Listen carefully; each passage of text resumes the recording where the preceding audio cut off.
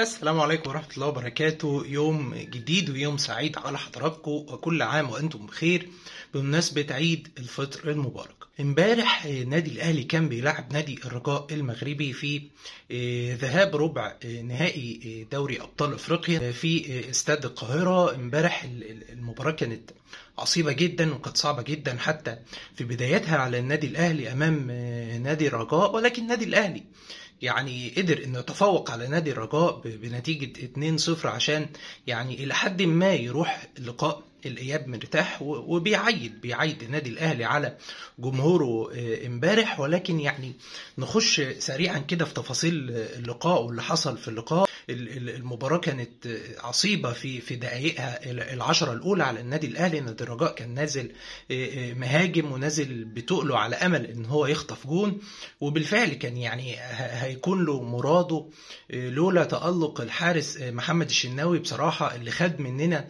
كلنا وأولكم أنا انتقادات كتير جدا الفترة اللي فاتت. ولكن بيثبت الماتش ده انه احد الحراس العظماء في افريقيا، وكان احد الاسباب الاساسيه في خروج النادي الاهلي من المباراه دي بشباك نظيف. يعني الكره اللي كانت في الدقيقه الرابعه لنادي الرجاء، الفاول اللي طلعه الشناوي بطريقه يعني جميله جدا، ولا احلى ولا اروع، بايده العكسيه وراح على طول على الزاويه اللي تم تسديد فيها الكوره. الفاول كان منفذ يعني بطريقه حلوه جدا، ولكن الشناوي قدر ببراعه ان هو يخلص الكوره. بعد اول 10 دقائق في اللقاء النادي الاهلي بدا انه يمسك نفسه وينقل، ويبقى فيه هجمات من ناحيه حسين الشحات اللي عمرو السوليه بيريح له كوره على اول منطقه الجزاء وبيسددها. الكوره دي لو كانت في اي زاويه من زوايا المرمى خلاص مليون في المية جون، ولكن للاسف تروح في نص الجون ويشيلها الحارس. بعد كده بنشوف هدف ابيض في الدقيقه 22 لكهربا، طبعا هدف تسلل مفيش فيه كلام ومفيش فيه نقاش. كهربا كان سابق لحظة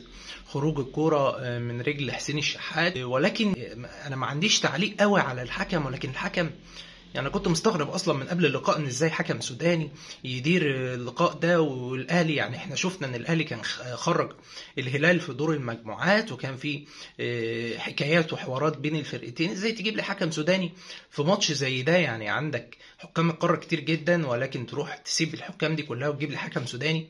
انا ذات نفسي وانا قاعد كنت متحفز، حتى لو ما فيش قرارات مؤثره جدا بالنسبه للحكم بغض النظر عن ضربه الجزاء اللي الراجل نزل حضن الكوره في منطقه الجزاء. ولكن يعني مش عارف هي ما اتحسبتش، ولكن يعني هو القرارات ما اثرتش على نتيجه اللقاء. يعني خلاص النادي الاهلي كسب وقدر ان هو يفرق كمان بهدفين بس. يعني يا ريت نخلي بالنا من الحاجات دي، يعني ما نجيبش حكم سوداني واحنا في بينا مشاكل مع السودان. ونادي الهلال كان مقدم حاجات للكاف عشان يشتكي النادي الاهلي مع انه هو ملوش حق. ولكن يعني نخلي بالنا من الحاجات دي، يا ريت الكاف يخلي باله. يعني نروح للدقيقة 33 بقى ونشوف تألق كمان محمد الشناوي اللي شال انفراد كمان من وليد زريدة.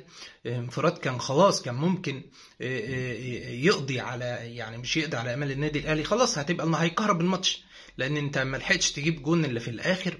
ولكن الشناوي بجسارة واستبسال قدر انه يشيل الانفراد من لاعب الرجاء. نروح بقى لهدف عبد المنعم يا جماعة. يعني كلموني شوية عن الأوفر بتاع معلول اللي خدها مرة واحدة من حسين الشحات، اللي كان مجتهد جدا امبارح وكان بيحاول انه يتوغل في دفاعات الرجاء، ولكن سندها لعلي معلول اللي خدها على يعني على عدلتها كده زي ما هي جاية وحط اوفر.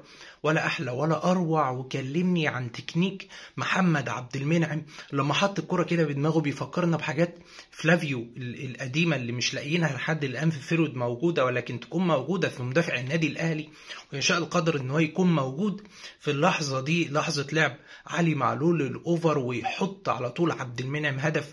ولا احلى ولا اروع بغض النظر عن جسمه اللي ما كانش معدول خالص للكوره، ويحطها بجنب دماغه. صعبه جدا على اي حارس يكون واقف وموجود. ويعلن الهدف الاول لنادي الاهلي على الرجاء. كعادته عبد المنعم بيكون نعيما للاهلي جحيما على الرجاء. الشوط الثاني بيبدأ النادي الاهلي انه يمسك كوره، والرجاء بيكون متكتل دفاعيا وبيعتمد على الهجمات المرتده. كان بالنسبه لي حاجه غريبه جدا ان عمرو السوليه يفضل موجود في الملعب للدقيقه 68.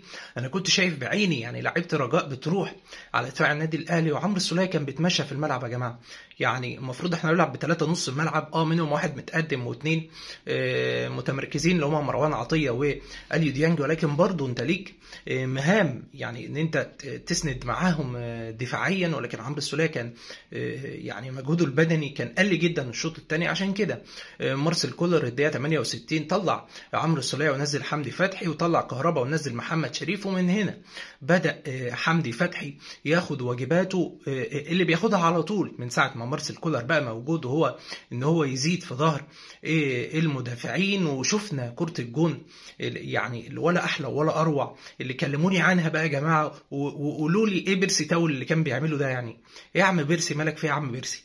ايه الحلاوه دي يا ابني؟ ايه الدلال ده يا ابني؟ ايه الاسيست ده يا ابني؟ ايه الروعه دي؟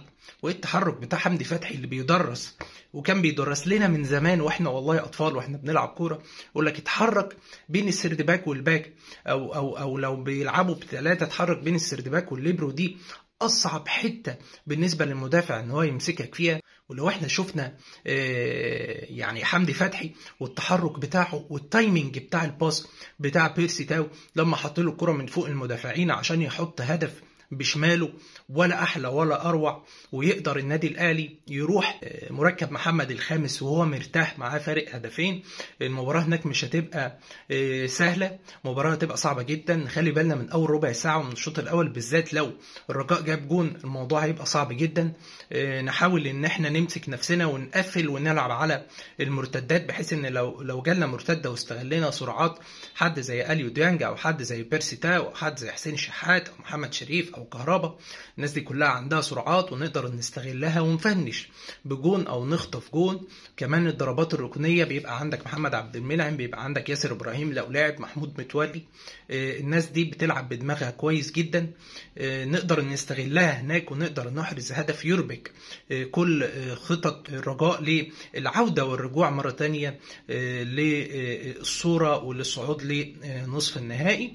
يعني بالنسبه لي النادي الاهلي خلاص يعني وضع قدم في نصف النهائي، ولكن نركز على الحاجات اللي انا قلتها دي، ونركز كمان ان خطوره الرجاء من الضربات الركنيه والضربات الثابته بالذات والفاولات اللي قدام المنطقه دي. شفنا لما خدوا فاول بعيد كمان عن المنطقه شويه الشناوي شالها ازاي. حاول على قد ما نقدر ما نعملش فاولات قدام المنطقه، ونحاول على قد ما نقدر نقلل من الضربات الركنيه والضربات الثابته، لانهم مميزين جدا فيها ومميزين جدا في ضربات الراس، واحنا دفعنا يعني الحاجات دي بتبقى صعبه عليه جدا.